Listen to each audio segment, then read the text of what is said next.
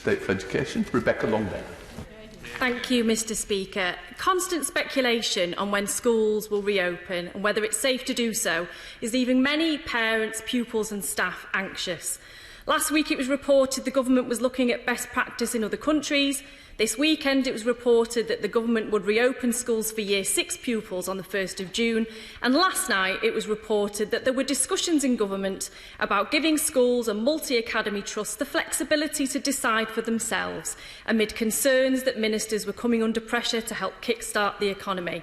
I'm sure the Secretary will want to reassure parents, pupils and staff that their safety is the government's #1 priority. So will he clarify on what basis the government is making decisions in relation to school and college opening, and where will he make the scientific advice supporting his strategy publicly available?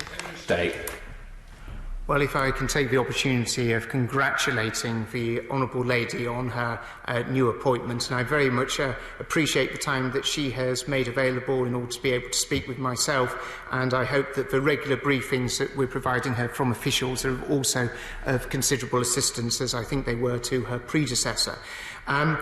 In terms of sage advice, all sage advice is made public, and that's certainly what we'll be doing. But in terms of the return of schools, obviously she, I'm sure, shares with me a desire to see children being an opportunity of returning to school when it is the right time to do so, and this will be based on the scientific and medical advice that we receive.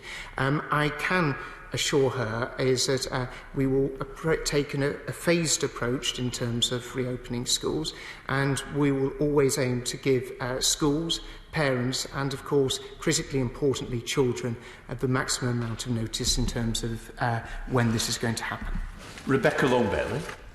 I thank the Secretary for his kind comments, and he must understand that faith that children and staff are safe will be necessary for parents to have confidence to send their children to school. But nearly 1 million pupils in English schools are in classes of 31 or more, an increase of 28% since 2010. So there's understandable concern that social distancing will be difficult in schools. Everyone wants to see a return to vital education, to support pupils and to stop the ever-widening attainment gap. But does the Secretary agree with me that first we need to see a national plan for social distancing and personal protective equipment, evidence of a sustained downward trend in cases, comprehensive access to testing for staff and pupils, a whole school strategy for when cases emerge, and protection for the vulnerable? Because in the words of the National Education Union, anything else will be a dereliction of duty from government.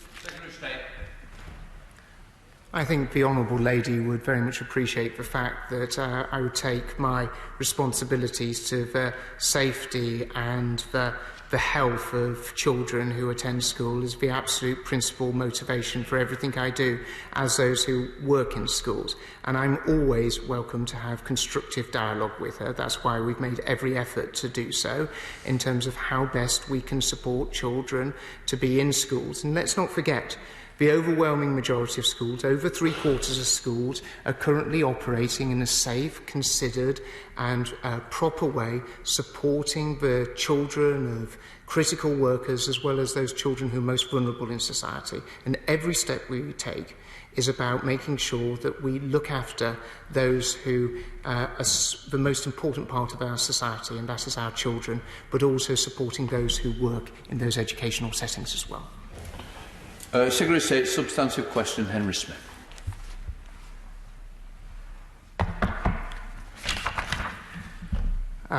Schools remain open to children in care, and local authority virtual school heads actively tailoring their expert offer of advice and support to all children in terms of what they are learning in schools.